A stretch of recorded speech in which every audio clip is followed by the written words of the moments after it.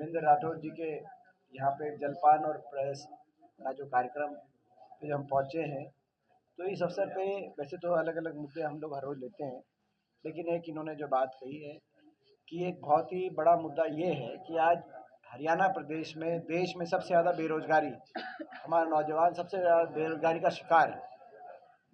ना तो हरियाणा में इन्वेस्टमेंट हुई, फैक्ट्री उद्योग नहीं लगे पिछले 10 साल में, एक भी इंडस्ट्रियल मॉडल टाउनशिप नहीं बनी, क्योंकि मुख्यमंत्री जी ने कह दिया कि हम कोई एक्वायर नहीं करेंगे। ना कोई इंडस्ट्रियल हब आया, ना कोई थर्मल का बिजली प्रोडक्शन का कारखाना आया, ना बड़ा कोई विकास की कोई बड़ी परियोजना आई, लैंडमार्क परियोजना। जैसे एक हमारे समय एयरपोर्ट बनना था, इंटरनेशनल एयरपोर्ट, वो अब जेवर में नोएडा में चला गया। ऐसे में ना तो प्राइवेट सेक्टर में रोज़गार मिला हरियाणा के नौजवान को, ना सरकारी क्षेत्र के अंदर। सरकारी क्षेत्र में तो जो नौकरी मिलती थी वो भी सरकार ने या तो पद समाप्त कर दिए, तो उनको कच्चों पे परिवर्तित कर दिया। बड़ी नौकरी में या तो पेपर लीक हो गए, भर्ती घोटाले हो गए, या जो कोई लिस्ट आई उन लिस्टों में हरियाणा से ज़्यादा हरियाणा के बाहर के नौजवानों का अवसर मिला। हर दोनों टर्म्स में 4.5 साल तक एक भी भर्ती नहीं निकाली गई। आखिरी के 6 महीने में ग्रुप डी ग्रुप सी के कुछ पोस्ट निकाल के एक राजनीतिक इस्तेमाल उन पोस्ट का करने के चक्कर में हरियाणा के नौजवान को बेरोजगारी की गर्त में धकेल दिया इस सरकार ने, जिस वजह से निराश होकर हरियाणा का नौजवान या तो कहीं डिप्रेशन का शिकार है, कहीं नशे की समस्या आ गई पंजाब से भी ज़्यादा, या कहीं अपराध की बात आ रही है हरियाणा में, और नहीं तो अपना घर बार बेचकर गिरवी लेकर पैसे 50 लाख जो है लोन उठाकर और डंकी के रास्ते विदेश के अंदर जाने पे मजबूर हो गया है, अपने घर परिवार को छोड़कर मजबूरी में, और जान हथेली पे रखकर हर तरीके के रिस्क उठाकर और जाकर वर्षों तक का संघर्ष, 10-10, 15-15 साल तक घर नहीं लौट के आ सकते। ऐसी स्थिति है अमेरिका में। जैसे गए, मैं पीछे मिल के आया, और कुछ प्लेन लेके वापस आओ तो कैसे जाओ वापस, और उस रास्ते से वापस आने को ऐसा पीछे से घर परिवार में हारी बीमारी हो, ब्याह शादी हो, कोई किसी का अटेंड नहीं कर सकता।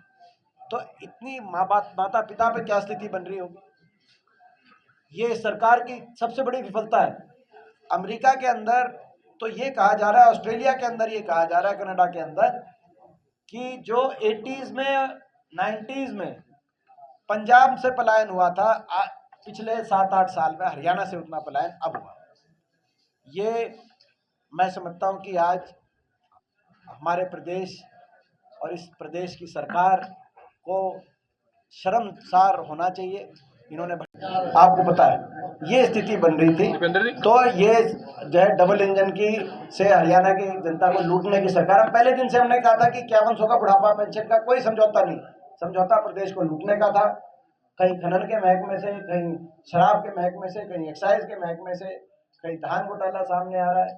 तो ये डबल इंजन की हरियाणा भ्रष्ट सरकार दीपेंद्र जी, से ये मामला है। हरियाणा में क्या कांग्रेस के अंदर पावर गेम चल रही है कि जिस तरह से शैलजा के गढ़ में वर्चस्व स्थापित किया गया है हुड्डा गुट की तरफ से? ये हरियाणा के अंदर कांग्रेस एकजुट है पूरी तरीके से। हरियाणा में कहीं अगर गुटबाजी दिखाई दे रही है, आपकी बात सही है, उसको आप रिपोर्ट नहीं कर पाते, हो सकता है आपकी मजबूरी रही हो। उस अगर गुटबाजी है हरियाणा में, बीजेपी में बड़ी भारी गुटबाजी दिखाई दे रही। कांग्रेस एकजुट है, कांग्रेस के तमाम लीडरशिप एकजुट है। कांग्रेस राहुल गांधी जी खड़गे जी के नेतृत्व में, प्रदेश में उदय भान जी हुड्डा साहब के नेतृत्व में पूरी तरह कांग्रेस एकजुट है। लेकिन अगर गुटबाजी कहीं दिखाई दे रही है, आपकी बात से मैं सहमत हूं, आप भी जानते हो, लेकिन आप दिखाते नहीं हो। बीजेपी और जेजेपी की इस गठबंधन सरकार में गुटबाजी है। पहले तो बीजेपी और जेजेपी में जूत बजा हुआ है। उचाना से कौन लड़ेगा, कभी वीरेंद्र सिंह का कोई बयान, कभी दुष्यंत चौटाला कौन कोई बयान, नारनौल से क्या लड़े, पहले इनके आपस में इनकी लड़ाई, उसके बाद बीजेपी के अंदर की लड़ाई।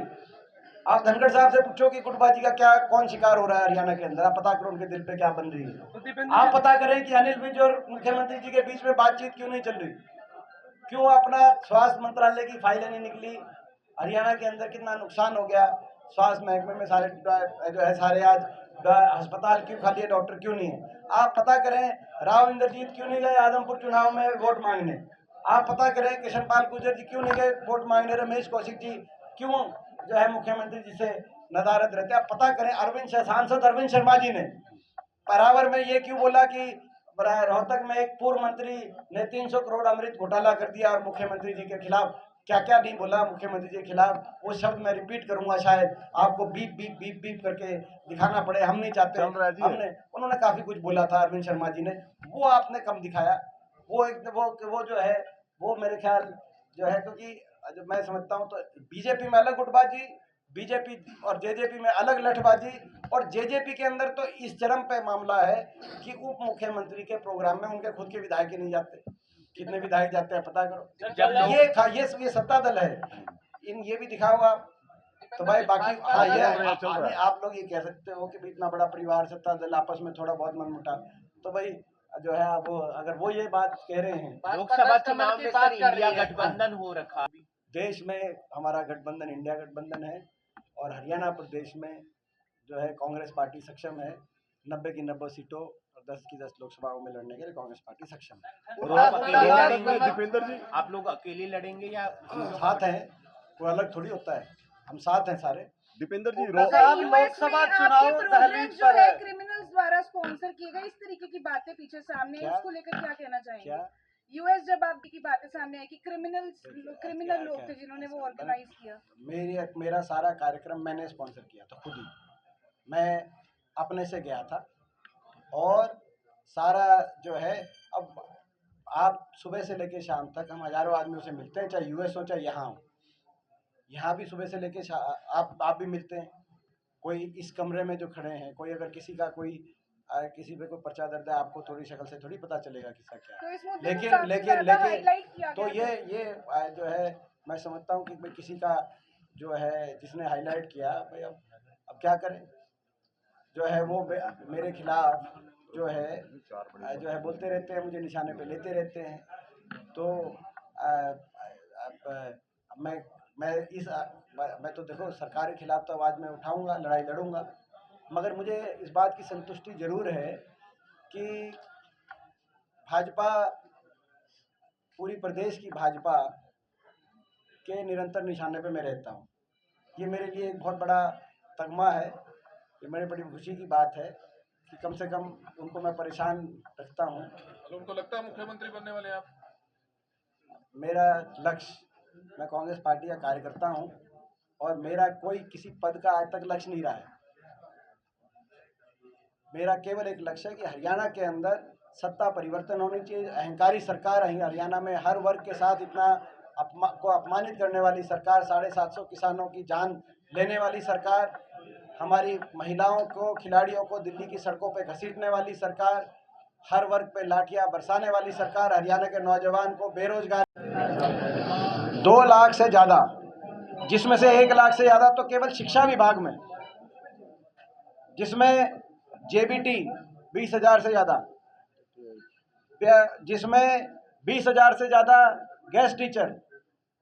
अब ये कह रहे हैं, ये जो बात करते हैं मेरिट की बात करते हैं, पर्ची खर्ची की बात करते हैं, गेस्ट टीचर्स हरियाणा की सबसे बड़ी भर्ती, एक ऐसी भर्ती जिसमें हरियाणा का कोई गांव नहीं जिसमें मेरिट से उसी गांव का ना लगाओ जिसकी 10वीं 12वीं मार्क्स हो। इंटरव्यू की जरूरत ही नहीं थी, किसी के सरकार के किसी जो है कहीं किसी के पास जाने की जरूरत ही नहीं थी।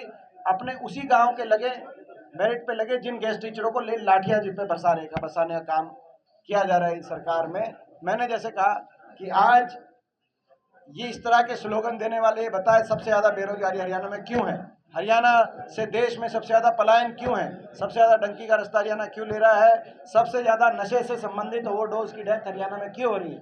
ये सारी समस्याएं जो है मैं समझता हूँ कि जो है इनका आपको अंदाजा लग सकता है। ईडी के छापे लगातार करनाल में भी और अन्य जहाँ तक ईडी की है, किसी भी जांच एजेंसी की बात है, किसी भी पर्टिकुलर केस के बारे में तो जब तक फैक्ट सारे ना मिल जाए तो कहना मैं समझता हूँ कुछ सही नहीं होता। हमारे इसमें एक जो विधायक के घर छापा पड़ा था कांग्रेस पार्टी के, उनके सारी चीज़ ठीक निकली, कोई उनके पास जो है कोई ईडी ने ना तो ईडी ने कोई बरामदगी दिखाई ना उनका जो है, बाकी क्या है कि इसमें डिटेल्स है वो तो बताने के बाद पता चलेगा। लेकिन एक जनरल बात जो मैं कहूँगा जांच एजेंसियों को लेकर, इस सरकार की कार्यशैली का एक हिस्सा ये है कि देश में विपक्ष की कहीं भी विपक्ष हो, कहीं भी कोई स्वतंत्र मीडिया का स्वर हो, जांच एजेंसियों के निशाने पे विपक्षी दलों को, मीडिया के स्वतंत्र मीडिया की स्वरों को जांच एजेंसियों के निशाने पे लिया जाए और कहीं ना कहीं जांच एजेंसियों का दुरुपयोग कर कर लोकतंत्र को, मैं समझता हूँ लोकतंत्र को कमजोर करने का काम सरकार लगातार करती रही है। ये इनकी कार्यशैली का हिस्सा है। इस पर्टिकुलर केस में क्या है वो जब तक फैक्ट्स नहीं आएंगे उससे पहले। दीपेंद्र जी, क्या लगता है आपको कि हरियाणा की संपदा को लूटा जा रहा है? जिस तरह से ईडी लगातार रेत के खनन को लेकर छापेमारी की, उसमें तमाम पार्टियों के नेता अब तक सामने आ चुके हैं। क्या हरियाणा की संपदा लूटी गई है? हम पहले ये कह चुके हैं कि खनन हरियाणा में एक बहुत बड़ा अगर घोटाला का नाम है तो खनन घोटाले का नाम है, जिसमें बहुत से भाजपा के और जजपा के लोगों के नाम, यहाँ तक कि उसके तार मुख्यमंत्री कार्यालय से भी जुड़े हुए सुप्रीम कोर्ट तक ने कहा है। जो अपना तोशाम दादम में जो खनन का मामला आया था, उसमें उस समय के वित्त मंत्री जो हार गए बाद में 19 में चुनाव, और मुख्यमंत्री कार्यालय तक भी उसके तार जुड़े हुए दिखाई दे रहे थे। उस समय के जो स्पीकर है उनका नाम जो है बार बार, उस आप शिक्षा मंत्री हैं, भाजपा जजपा के बहुत से लोगों का नाम खनन घोटाले में पूर्णतः। आप यमुनानगर में जाके देखो, पता करो क्या चल रहा है यमुनानगर में। आप महेंद्रगढ़ में जाके पता चलो क्या पता चल रहा है। आप फील्ड में जाओगे महेंद्रगढ़ में, यमुनानगर में, भिवानी, तोशाम, दादम में, आपको ये बता देंगे कि किस किस की पार्टनरशिप है इसमें, बीजेपी के किस एमएलए की, किस मंत्री की पार्टनरशिप है। तो कांग्रेस वाले भी आ गए। तो ये कौन सोनीपत वाले? नहीं, देखो ये जो आप पता करो, केस का पहले पता कराओ क्या है, उसके बाद आपको पता चलेगा। जो अपना जो है पूरी तरीके से बीजेपी सरकार, बीजेपी जेजेपी सरकार में खनन घोटाले के नाम पर एक बहुत बड़ा हरियाणा की संपत्ति को लूटने का डबल इंजन से लूट रहे हैं। डबल इंजन की सरकार नहीं है, डबल इंजन से लूट रहे हैं। और केवल खनन घोटाला नहीं, शराब घोटाला ऐसा चल रहा है देश में, कहीं भी शराब घोटाला हो उसके तार हरियाणा से जुड़े हुए जरूर मिलते हैं। अवैध शराब, इलीगल शराब, सोनीपत में कितने लोगों की डेथ होगी इस साल, यमुनानगर में, पंबाला में कितने लोगों की डेथ होगी, देश में कहीं और ऐसा नहीं हो रहा है। कोविड के अंदर भी शराब घोटाला चल रहा था। नारा घर घर मोदी का देकर घर घर शराब। देश में सबसे ज्यादा देने वाली सरकार ये सरकार जाए, हरियाणा में सत्ता परिवर्तन हो, हरियाणा में विकास और खुशहाली आए, केवल ये एक लक्ष्य है और इसी लक्ष्य के साथ दिन और रात हम मेहनत कर रहे हैं। इससे ज्यादा हमारा ना मेरा कोई लक्ष्य है, ना कोई पद की कोई लालसा है, ना कोई। जेपी नड्डा पंचकुला आए थे, एक बयान उनके द्वारा दिया गया कि जेपी नड्डा जी का भी अभी एक और, इससे पहले आप रोड शो कर रहे हैं पंचकुला, रोड शो कर रहे हैं पंचकुला में। नड्डा साहब कह रहे हैं कि भाई 10 की 10 सीट भाजपा जीतेगी। इससे पहले नड्डा साहब ने हिमाचल प्रदेश, उनके खुद के प्रदेश में जाकर कहा था प्रचंड बहुमत से भाजपा जीतेगी। मगर हिमाचल में तो हमारे भाई सुखविंदर सुक्खू जी, कांग्रेस पार्टी जीती, सुक्खू जी वहाँ मुख्यमंत्री बने। मैं नड्डा जी को केवल यही जवाब देना चाहता हूँ, आपके माध्यम से आप हमारा संदेश जरूर पहुँचाना। नड्डा जी आप यहाँ पे आओ और मेहनत करो। हम विश्वास दिलाते हैं हरियाणा में वही होगा जो आपके प्रदेश हिमाचल में कुछ महीने पहले हुआ था। हरियाणा में कांग्रेस पार्टी जीतेगी, जो आपके प्रदेश में कुछ महीने पहले हुआ था बीजेपी ने संगठन में बदलाव किया है, बीजेपी ने संगठन में बदलाव और किया है। रोहतक में जो 4 बड़े पद दिए गए हैं रोहतक के, चाहे उसमें सतीश नांदल हो, रेणु डाबला हो, अजय बंसल हो, क्या ये आप लोगों को घेरने की तैयारी है? वो तो मैं कह ही रहा हूँ, उसमें कोई, मैं देखो इसका कोई ये नई बात नहीं। हम तो इनके निशाने पे हैं ही। ये पॉलिटिकल घेरा है। नहीं, हम तो इनके निशाने पे हैं ही। वो हम नहीं होंगे तो और कौन होगा? सत्ता में बैठे हुए किसी भी व्यक्ति को उस हाँ निशाना साधना पड़ता है जहाँ पे प्रदेश के लोगों की जनभावना जहाँ जुट रही हो। तो इसीलिए हम इनके निशाने पे रहेंगे। इसमें कोई ना तो आपको आश्चर्य होना चाहिए, ना कोई आश्चर्य। चक्रव्यूह पिछली बार भी रचा गया था, मेरे लोकसभा चुनाव में भी मुझे दोबारा लोकसभा में पहुंचने से वंचित रखने के लिए सत्ता का पूर्णतः दुरुपयोग किया गया था और साम दाम दंड भेद का चक्रव्यूह रचा गया था। इस बार भी रचा जाएगा, लेकिन इस बार उस चक्रव्यूह को हम तोड़ेंगे।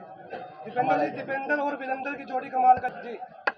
वीरेंद्र जो है, वीरेंद्र जी और हमारा बहुत ही पुराना एक पारिवारिक संबंध है। इनके जो पिताजी हैं उनके साथ एक पारिवारिक संबंध रहा है और कांग्रेस पार्टी में वर्षों तक हमने एक साथ संघर्ष किया है।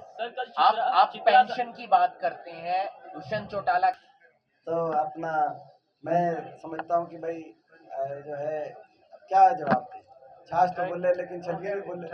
मुख्यमंत्री के द्वारा कटाक्ष किया गया कि आसन लगाए बैठा है, क्या कहना चाहिए? ओबीसी वर्ग के लिए हमने अभी पीछे कई सम्मेलन करे, बहुत से ऐसे घोषणाएं थी जो कुछ सम्मेलन के माध्यम से। एक तो जो क्रीमी लेयर है, क्रीमी लेयर की वजह से और उसमें कृषि और सरकारी नौकरी के को जोड़ने के बाद जो वंचित परिवार रह जाते हैं उनको जो है राहत के लिए 10 लाख का हम अपना क्रीमी लेयर बढ़ाने का काम करेंगे। इसी प्रकार से आपको याद होगा बीसी ए समाज के लिए अलग से प्रावधान करके क्लास 1 और क्लास 2 में 10% आरक्षण हुड्डा सरकार में कांग्रेस पार्टी ने, हुड्डा साहब ने करने का काम किया था। टोटल 15% क्लास 1 क्लास 2 और 10%। तो उसमें जो है एक मांग उठी है कि उसको रिवाइज किया जाए, उसको बढ़ाने का काम किया जाए। तो उसमें जो है अपना जनसंख्या के अनुसार सबको अपना अधिकार मिले, तो उसको बढ़ाने के लिए कांग्रेस पार्टी दोबारा काम करेगी, ये हमने बात की है। तीसरी बात, जनसंख्या जो है उसकी एक जनगणना, जो जनगणना का जो हमारा एक मांग ओबीसी समाज की देश में बड़ी मांग है, हरियाणा प्रदेश में भी बड़ी मांग है कि जनगणना कराई जाए और जनगणना के आधार पर जो है मैं समझता हूँ कि नीतियाँ बने सरकारों की। तो जनगणना तुरंत हरियाणा में भी कांग्रेस पार्टी कराने का काम करेगी।